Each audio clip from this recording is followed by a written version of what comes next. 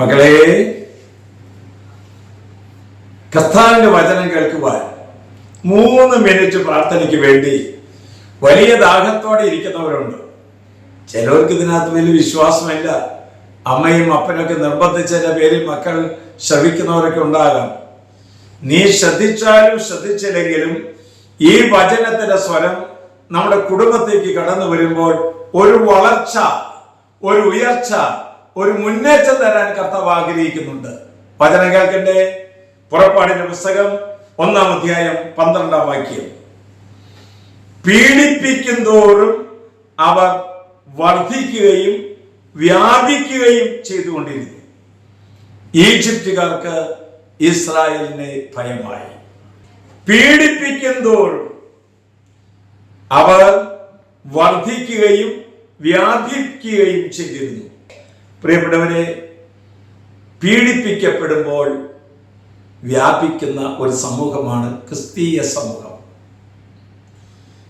മതമർദ്ദന കാലത്ത് ചക്രവർത്തിമാരുടെ ക്രൂര ഭരണത്തിൽ നിന്ന് പൊട്ടി വളർന്ന് ഇന്ന് പുഷ്പിതമായി തീരുന്നതാണ് കത്തോലിക്ക സഭ.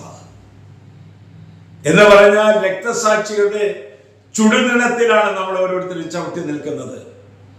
സഹിക്കുന്നവരെ കുറിച്ച് പിശാചിന് ഭയമാണ്. സഹനങ്ങൾ സന്തോഷത്തോടെ ഏറ്റെടുക്കുന്നവരെ പിശാചിന് ഭയമാണ്. സഹിക്കാൻ ഞാൻ തയ്യാറാണെന്ന് പറയുമ്പോൾ പിശാച് തകർന്നു വീഴുകയാണ്.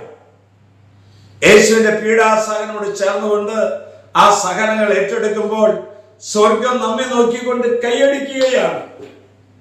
നമ്മിലുള്ള സ്നേഹത്തിന്റെ അളവനുസരിച്ചിട്ടാണ് സഹനം സന്തോഷപ്രദമായി തീരുന്നത്. സന്തോഷത്തോടെ നമുക്ക് സഹനങ്ങളെ സ്വീകരിക്കാം. സുവിശേഷത്തിന്റെ വളർച്ചയ്ക്കും വികാസത്തിന് സഹനങ്ങൾ ആവശ്യമാണെന്ന് നമ്മൾ തിരിച്ചറിയുക. നമ്മുടെ കർത്താവ് ഈശോയുടെ കൃപയും പിതാവായ ദൈവത്തിന്റെ സ്നേഹവും പരിശുദ്ധാത്മാവിന്റെ സഹവാസവും നാം എല്ലാവരോടും കൂടി ഉണ്ടായിരിക്കട്ടെ, ഇപ്പോഴും എപ്പോഴും എന്നേക്കും. ആമേൻ.